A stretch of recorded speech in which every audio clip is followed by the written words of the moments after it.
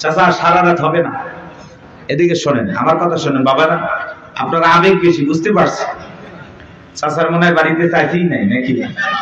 আচ্ছা, মনে করতেছে কোরআন শুনে সারা রাত কাটাই দেয়, আগে যা হয়েছে। আমাদের বাড়িতে যাওয়া লাগবে চাচা। এবার শোনেন, সূরাটির নাম হামিম আস-সাজদা। বলেন কি নাম?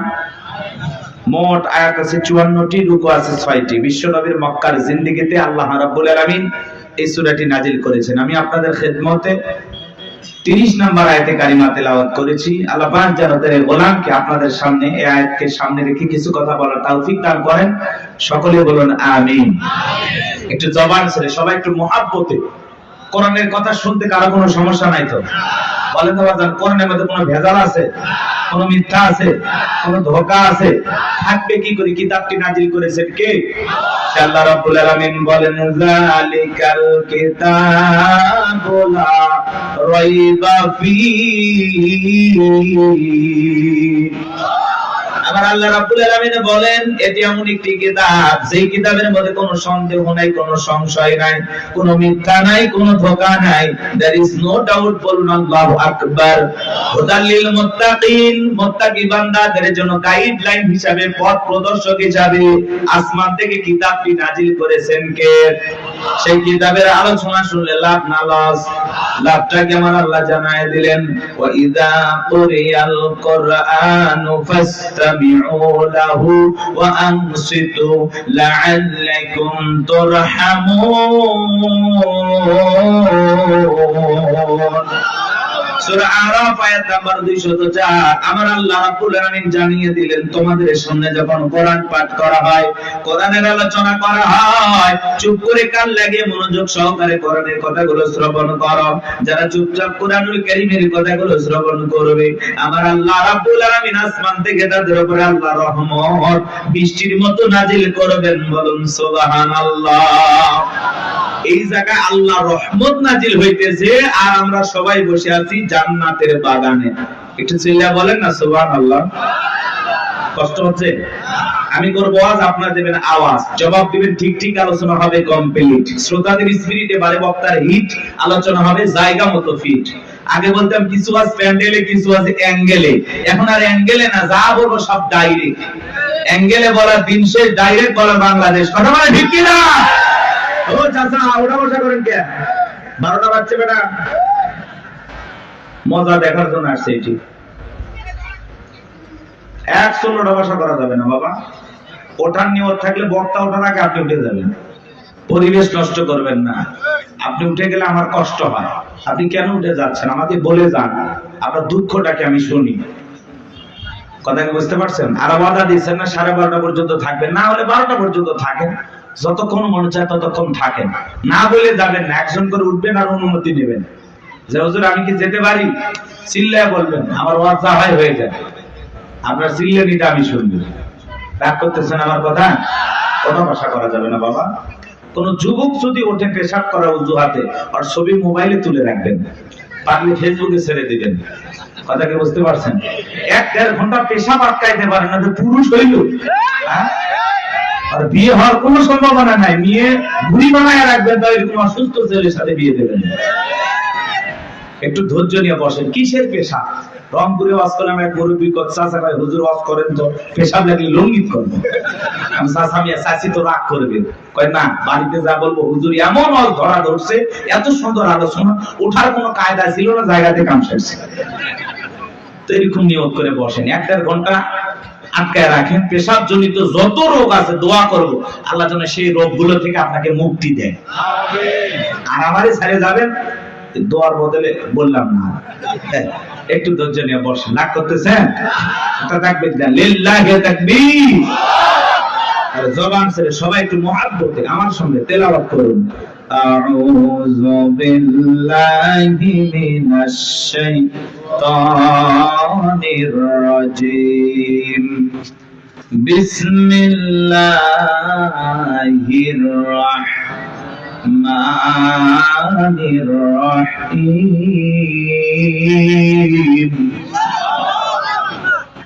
বিতাড়িত মুরতাদ শয়তানের কাছ থেকে আল্লাহ পাকের কাছে আশ্রয় প্রার্থনা চাচ্ছি। পরম করে মসজিদ দয়ালু আল্লাহ তাআলা নামে শুরু করছি। আমরা যে কোনো কাজ শুরু করব কার নামে? আল্লাহর নামে কাজ শুরু করলে কল্যাণ আছে না নাই? বরকত আছে না নাই? আমার আল্লাহ রাব্বুল আলামিন বলেন, ইন্নাল্লাযীনা ক্বালু রাব্বুনাল্লাহু সুম্মা ইসতাকামু তাতানাজ্জালু আলাইহিমুল মালাইকাতু আল্লা তাখাফু ওয়া লা তাহজানু ওয়া আবশিরু বিল-জান্নাতিল্লাতী কুনতুম তুআদুন।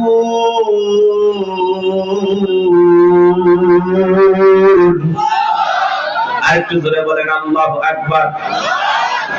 যে কোন আয়াত বা সূরার তাফসীর করতে হলে কোন প্রেক্ষাপটে কোন সময় আল্লাহ তাআলা সেই আয়াতটি বা সূরাটি নাযিল করেছেন, সে নাযিলের প্রেক্ষাপট জানার দরকার আছে না নাই? আরবিতে বলা হয় শানি নজুল। যদি শানি নজুল আলোচনা করা হয় তাহলে তাফসীর বুঝতে সহজ হয়। আল্লাহ তাআলা তার হাবিবের উপরে কোন প্রেক্ষাপটে কোন সময় আয়াতি কারিমাগুলো নাযিল করেছেন একটু কি জানার দরকার আছে না নাই? আমি কি একটু তুলে ধরবো? কষ্ট হবে না তো ইনশাআল্লাহ? তাকবীর দেন, লিল্লাহি তাকবীর। সম্মানিত ভাইয়েরা আমার, বিশ্বনবীর প্রিয় দুইজন মানুষ মাত্র 3 দিনের ব্যবধানে মারা গেলেন। চাচা আবু তালিব মারা গেলেন, আম্মা জান খাদিজাতুল কুবরা রাদিয়াল্লাহু তাআলা আনহা মারা গেলেন। দুইজন মানুষকে হারিয়ে ব্যথিত হৃদয় নিয়ে নবী চলে গেলেন তায়েফে কালেমার দাওয়াত দিতে। তায়েফের মানুষেরা নবীজির দাওয়াত গ্রহণ না করে নবীকে পাগল বলে পাথর নিক্ষেপ করা শুরু করলো।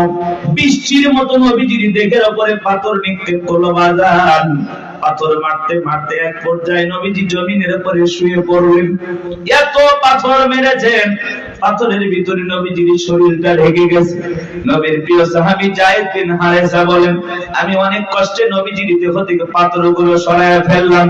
নবীজির যখন জ্ঞান ফিরে আসলো, নবী ডেকে বলে, যায়েদ আমার একটু ওযু বানায় দাও, একটু নামাজ আদায় করব। হযরতে যায়েদ ডেকে বলেন, আমি যখন নবীজির পা মোবারক থেকে জুতা খুলতে গেলাম, আমি তাকায় দেখি নবীজির পায়ের ভিতরে রক্তগুলো জুতার উপরে জমা বেঁধে আছে। আমি অনেক কষ্টে নবীজির পা মোবারক থেকে জুতা খুললাম। নবীজি নামাজ আদায় করলেন। আসমান থেকে জিবরাইল এসে বলে, নবী যে তায়েফের মানুষের আপনার দেহের উপরে পাথর নিক্ষেপ করেছে, একটা বার অর্ডার দেন গো নবী, পাহাড় চাপা দিয়ে তায়েফের মানুষকে জনমের মতো ধ্বংস করে দেওয়া হবে। আমার নবী দেখে বলে, ও জিবরাইল, তুমি যদি তায়েফের মানুষদেরকে পাহাড় চাপা দিয়ে ধ্বংস করে দাও, আমি কার কাছে কালেমার দাওয়াত পৌঁছাবো? আমি তায়েফের মানুষদেরকে মাফ করে দিলাম, ওরা না চিনে না চিনে আমাকে পাথর মেরেছে, আমার আল্লাহকে জানায়া দাও, আমার আল্লাহ যেন তায়েফের মানুষদেরকে মাফ করে দেন।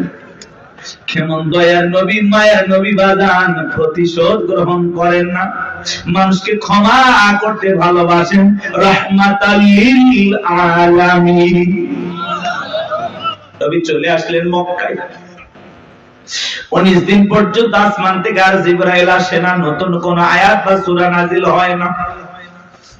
কাফেররা সমালোচনা শুরু করে দিল, ও নবীর প্রিয় সাহাবীরা, কি ব্যাপার তোমাদের নবী তো নতুন কোন আয়াত বা সূরা পাঠ করে আমাদেরকে শোনায় না, নাকি তার উপরে যে জিন ভর করেছিল সেই জিনটা বিদায় নিয়েছে? জোরে কন্না ওয়াজুবিল্লাহ। দেখে বলে নবীর সাহাবীরা, তোমাদের নবী তো নতুন কোন আয়াত বা সূরা পাঠ করে শোনায় না, নাকি তার আল্লাহই তাকে ভুলে গেছেন? জোরে কন্না ওয়াজুবিল্লাহ। এইভাবে তারা সমালোচনা শুরু করলো।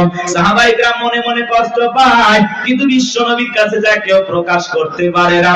তখন আল্লাহ রাব্বুল আলামিন 19 দিন পরে জিবরাইলের মাধ্যমে এই পাওয়ারফুল আয়াতি কারিমাগুলো নাযিল করলেন। বলুন আল্লাহু আকবার।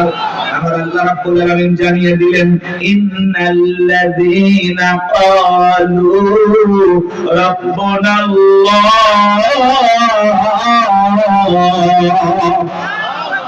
ইন্নাল্লাযীনা ক্বালু রাব্বুনা আল্লাহ, নিশ্চয় যারা বলে আমাদের রব আল্লাহ, সুম্মা ইসতাকামু, এই কথার উপরে যারা ইস্তিকামাত থেকে অবিচল অটল থাকে, তাতানাজ্জালু আলাইহিমুল মালাইকা, আসমান থেকে তাদের উপরে আল্লাহর পক্ষ থেকে ফেরেশতা নাজিল হয়। ফেরেশতা নাজিল হয় দিন সময়। ফেরেশতা এসে বলে আল্লাহ তাখাফু, ভয় পেও না, ওয়ালা তাহজানু, চিন্তা করো না, ওয়া আবশিরু বিল জান্নাতিল্লাতী কুনতুম তুআদুন,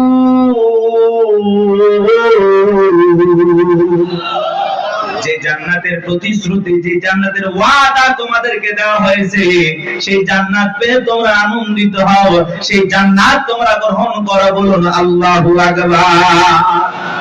এটা হলো আয়াতের সরল অনুবাদ। এই যুবকে, তোমাদের ওয়াজ আছে বাবা, এখানে ওখানে যা লাভ নাই, কোনো মেলা নাই, দোকান নাই। যুবকেরা খুব ভদ্র, ওগুলো আগেই বন্ধ করে দিচ্ছে, কারণ মেলা বসাইলে আড্ডা হয়, তাই না? ভালো মাহফিল, অনেক মাহফিলে মাহফিলও চলতেছে, মেলাও চলতেছে, দেখা যাচ্ছে প্যান্ডেলের চাইতে মেলায় লোক বেশি। কি বলেন? এই জন্য মেলা না হয় আপনারা খুশি হয়েছেন না? পাশেই তো শহর, আপনাদের পাশেই বাজার, তো খামাখা এখানে দোকানপাট লাগাই লাগবে। সম্মানিত ভাইরা আমার, দিল দিয়ে কথাগুলো বোঝার চেষ্টা করবেন, বাজান মন খারাপ করবেন না। আমি যে কথা বলতে চাই গভীর মনোযোগ দিয়ে শুনে যান।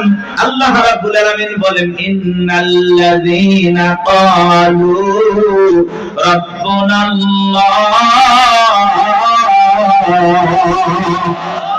নিশ্চয়ই যারা বলে আমাদের রব আল্লাহ, সুম্মা ইসতাকামু, এই কথার উপরে যারা ইস্তেকামাত থাকে, অবিচল অটল থাকে, দৃঢ় থাকে, মজবুত থাকে। ও টাঙ্গাইলের কালীহাতির মুসলমানেরা বলেন তো বাজান, রাস্তার দুই ধারে গাছ লাগানো থাকে কিনা?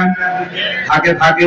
যখন আইলা আসে নারকেল, হুদহুদ, সনিমিক, জাউমিতি, নানান ধরনের ঘূর্ণিঝড় যখন আসে বাজান, ওই সাইক্লোন ঘূর্ণিঝড়ে তুফানে দেখবেন অনেক গাছ ভেঙে রাস্তার উপরে পড়ে থাকে, আবার কিছু গাছ মজবুত ভাবে শিকড় নিয়ে দাঁড়িয়ে থাকে। এর নাম হলো সুম্মা ইসতাকামু, ইস্তেকামাত থাকা, দৃঢ় থাকা, মজবুত থাকা।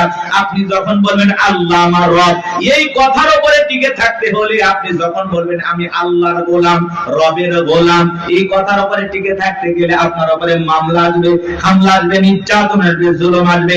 হাজারো নির্যাতন, জেল জুলুম সহ্য করে, হাজারো বাতিলের চোদরানারি সহ্য করতে হবে। এমনকি হাসতে হাসতে ফাঁসির দড়িতে মুসলমান ইমানদাররা ঝুলবে, রবের গোলামেরা ঝুলবে। তারপরে কোন জালেম বেঈমানের কাছে মাথা নত করবে না। কথা বলেন ঠিক কিনা? হাজারো নির্যাতন, জুলুম আপনার উপরে আসবে, হাজারো কষ্ট আপনাকে দেওয়া হবে। এরপরেও আপনি বলবেন কি? আমি আল্লাহর গোলাম। এই রবের পথে চলতে গিয়ে এই পথে ইস্তেকামাত থাকতে হবে, দৃঢ় থাকতে হবে, মজবুত থাকতে হবে। বাতিলের হাজারো ঝড় তুফান মোকাবেলা করতে হবে, হাজারো ষড়যন্ত্র মোকাবেলা করতে হবে। সব সহ্য করার মতো শক্তি আপনার আমার থাকতে হবে। বাতিলের কথা পিছপা হয়ে গেলে, বাতিলের কথা ঈমান হারা হয়ে গেলে, বলেন তো জান্নাত কি জুটবে? আপনি যদি বলেন আমি ঈমানদার, এই কথার উপরে টিকে থাকতে গেলে আপনার উপরে পরীক্ষা আসবে। কথা বলেন না কেন? জান্নাত মামুর বাড়ির ডাল না, গেলে একটা খাইতে হবে, খাইতে দেবে। জান্নাতে যেতে হলে আপনাকে পরীক্ষা দিয়ে উত্তীর্ণ হয়ে জান্নাতে যেতে হবে। এজন্য আল্লাহ রাব্বুল আলামিন বলেন আহাসিবান নাসু আইয়ুতরাকু আইয়াকুলু আমান্না ওয়া হুম লা ইফতানুন। আল্লাহ বলেন মানুষেরা কি মনে করেছে ঈমান এনেছে কথা বললেই ছেড়ে দেওয়া হবে, তাদেরকে পরীক্ষা করা হবে না। আপনার আমার পূর্ববর্তী যারা পৃথিবীর জমিনে উম্মত নবী রাসূলের আগমন করেছিলেন, আল্লাহ তাআলা তাদেরকেও পরীক্ষা করে জেনেছেন ঈমানের দাবিতে কারা সত্যবাদী আর কারা মিথ্যাবাদী। আল্লাহ তাআলা আপনাকে আমাকেও পরীক্ষা করে জানবেন আমরাও ঈমানের দাবিতে কারা সত্যবাদী আর কারা মিথ্যাবাদী। কথা বলেন। ঈমান এনেছি কথা বললে আল্লাহ ছেড়ে দেবে না, আল্লাহ পরকাল বিশ্বাস করি কথা বললেই ছেড়ে দেবে না। আপনাকে আল্লাহ তাআলা পরীক্ষা করে দেখবেন। কি করবেন? তাহলে সুম্মাস্তাকামু, এই কথার উপরে যারা ইস্তেকামাত থাকবে, অবিচল অটল থাকবে, আপনার হাত কাটতে পারে, পা কাটতে পারে, শুলিতে চড়াতে পারে, ফাঁসির দড়িতে ঝোলাইতে পারে, রিমান্ডে নিতে পারে, হাজার নির্যাতন জুলুম করতে পারে, কথা বলেন, সবকিছু সবার মতো সহ্য করার মতো শক্তি আপনার থাকতে হবে। আর আপনি এমন ইমানদার, যদি দেখেন সামনে মিছিল ধরে নিয়ে যাচ্ছে, আজকে মিছিলে দেওয়ার দরকার নেই। আপনি এমন ইমানদার, বলে দাড়ি টুপি দেখলেই ধরতেছে, সেলুনেতে সেটা আপাতত দাড়ি কাটাতে অবস্থা খারাপ, পরে দাড়ি রাখা যাবে, এই ইমান নিয়ে যান না, এই ইমান নিয়ে না। যে অবস্থার ব্যাগতি দেখলে টুপি বাদ, দাড়ি বাদ, আছে না? কি বলেন? এরকম নিয়ম যদি হয়, ধরেন একটা জালেম শাসক আসলো, নিয়ম করে দিল বাংলাদেশের দাড়ি টুপি দেখলেই ধরো, কি বলেন? এত টুপি দাড়ি থাকবে? যার কিনা ইমান দুর্বল, বউ করে দেব, জীবন আগে বাঁচাও, কথা কয় না? এই মানে জান্নাতে যাওয়া যাবে না। একটা সুন্নতের জন্য আপনি জীবন দিবেন, কিন্তু সুন্নত ছাড়া যাবে নাকি? কষ্ট হচ্ছে আপনাদের? মন খারাপ করতেছেন? একটু আয়াতের গভীর যাই তো বুঝতে পারবেন। আমার আল্লাহ রাব্বুল আলামিন বলেন, ইন্নাল্লাযীনা ক্বালু রাব্বুনাল্লাহ, নিশ্চয়ই যারা বলে আমাদের রব আল্লাহ। ও টাঙ্গাইলের মুসলমানেরা, ডান হাতটা তুলে শাহাদাত আঙ্গুলে দ্বারা ইশারা করে আসমানের দিকে তাকায় বলেন, তোমাদের রব কি? আরেকটু জোরে ডাক দেন, কে? ভালোবেসে ডাক দেন, আল্লাহ। আরেকটু জোরে বলেন, আল্লাহ। আরো একবার বলেন, আল্লাহ। আমার বাজান, এই যে আল্লাহ আল্লাহ বলে ডাক দিলাম, আমাদের আল্লাহ খুশি না বেজার? সবান যে কথাগুলো বোঝার এবং শোনার চেষ্টা করবেন বাজান। রূহের জগতে আল্লাহ রাব্বুল আলামিন আপনাকে আমাকে প্রশ্ন করে বলেছিলেন, আলাস্তু বিরাব্বিকুম, আমি কি তোমাদের রব নই? আমরা সেদিন সবাই জবাব দিয়ে বলেছিলাম, ক্বালু বালা, অবশ্যই আপনি আমাদের রব। এই পৃথিবীর জমিনে আসার পরে আল্লাহ রাব্বুল আলামিন সর্বপ্রথম যে ওহী নাযিল করেছেন, ইকরা বিসমি রাব্বিকাল্লাযী খালাক, বলো তোমার রবের নামে যিনি তোমাদেরকে সৃষ্টি করেছেন। এই আয়াতের ভিতরে রব শব্দ আছে না নাই? এই রবের জ্ঞান শিক্ষা দেওয়া হয় কোথায়? মসজিদ, মাদ্রাসা নাকি স্কুল কলেজে? জোরে বলেন। হ্যাঁ, মাদ্রাসায় আর স্কুলের দিকে তাকায় দেখেন বাজান, কত ছাত্র পড়াশোনা করে, আর ব্যাগটা পিছনে ঝুলানো আছে, রাস্তার মধ্যে পেশাব করতে আছে, লিখতেছে। জিজ্ঞাসা করলাম, বাবা তোমাদের প্রাইমারি পেশাবখানায় কি আদব কায়দা শেখানো হয় না? তোমাদের স্যারেরা কি একটু আদব কায়দা শিখায় না? দাঁড়ায় কেন পেশাব করতেছো? পয়সা পেশাব করতে পারো না? কয় হুজুর সে কথা বলবেন না, প্রাইমারি পেশাবখানায় যা দেখতেছি সারি তাই দাঁড়িয়ে থেকে পেশাব করে, যেমন দেখতেছে তেমন শিখতেছে, কথা বলেন ঠিক কি না? কত ছাত্র দেখবেন কলেজে পড়াশোনা করে, ইউনিভার্সিটিতে পড়াশোনা করে, পালসার গাড়ি নিয়ে ঘোরাফেরা করতেছে, রাস্তার মধ্যে ফুলকাটা ব্রেক করে সেন্টার টান দিয়া কুকুরের মতো দাঁড়িয়ে থেকে পেশাব করে, বসেও না। এরকম অভদ্র মুসলমান আছে না নাই? শুধু পায়ের পার্থক্য, কুকুরের স্বভাব ঢুকে গেছে, কুকুরের পা চারটা আর পা দুইটা, কথা বলেন। আপনি মুসলমান দাবি করেন, 25, 30, 40 বছর বয়স হয়ে গেছে, পেশাব করেন দাঁড়াইয়া, লজ্জা শরম নাই আপনার? আবার পেশাব করে ওই জায়গায় রেখে দেয়, পানিও নেয় না, টিস্যু নেয় না, টপ টপ করে প্যান্টটা ভিজে যা, কিছুক্ষণ পরে সুগন্ধি বের হয় নাকি? আহা, কপাল ফোড়া মুসলমান। হাদিস শরীফের ভিতরে আছে, পেশাব থেকে পবিত্রতা অর্জন না করার কারণে অনেক মানুষকে শুধু একটা কারণে কবরের আযাব, শাস্তি ভোগ করা লাগে।